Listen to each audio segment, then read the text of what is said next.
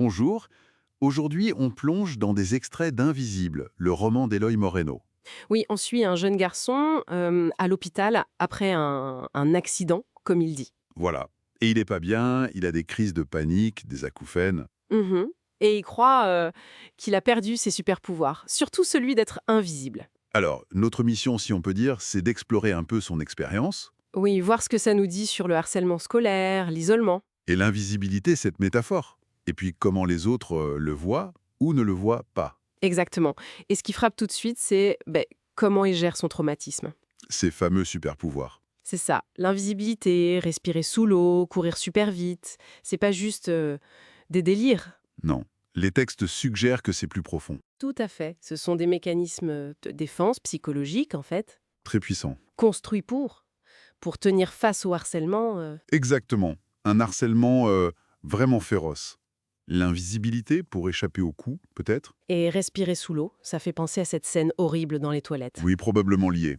C'est une réalité brutale. clairement, avec des humiliations constantes, le surnom tomate Ah oui, et son sandwich, le bocadillo qu'on lui vole, qu'on piétine. la tête dans la cuvette, on en parlait, les trucs qu'on lui jette dans le dos en classe. C'est terrible. Et les conséquences, on les ressent dans le texte. Oui, cet éléphant sur la poitrine, les crises d'angoisse. Le sifflement dans les oreilles, les acouphènes, c'est physique et psychologique. Et surtout, ce sentiment d'être, mais complètement seul, incompris. Au point qu'il finit par croire lui-même à son invisibilité, puisque personne ne l'aide. C'est logique, d'une certaine façon, tragique. Et cette idée renforcée par sa petite sœur Luna. Elle, elle le voit toujours. Oui, la seule.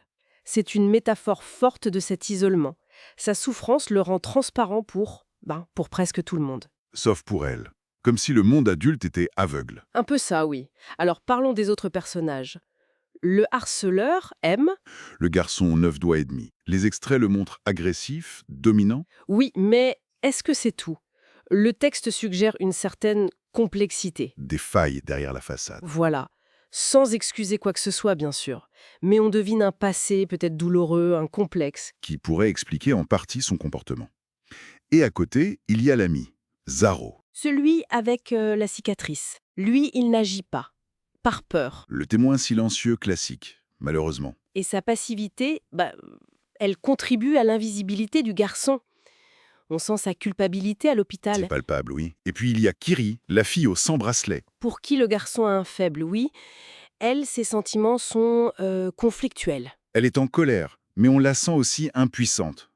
Sa visite à l'hôpital, c'est explosif. Elle lui crie dessus, oui.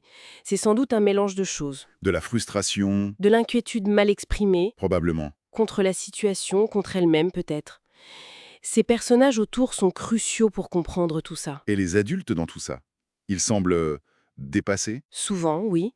Même si l'enseignante, celle avec le tatouage de dragon, elle essaye. Ah oui, avec ses histoires, ses métaphores. Le piège à souris, la discussion sur Apollone, l'intello, elle tente des approches. Elle confronte même elle-même. Mais Doucement. voilà, avec retenue.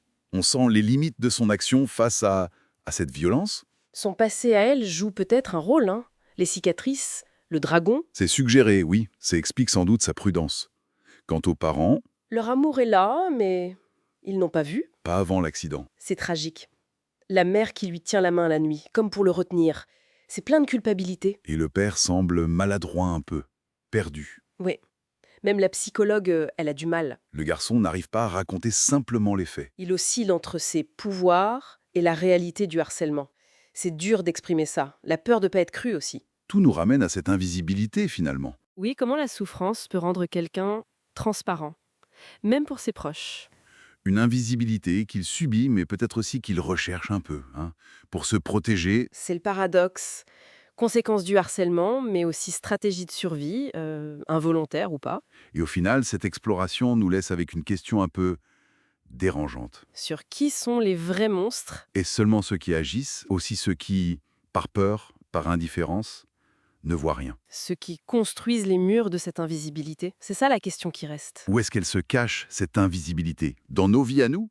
Et quel courage ça demande, pas d'avoir des super pouvoirs, mais juste de choisir de voir. Vraiment voir ceux qui souffrent en silence, juste à côté.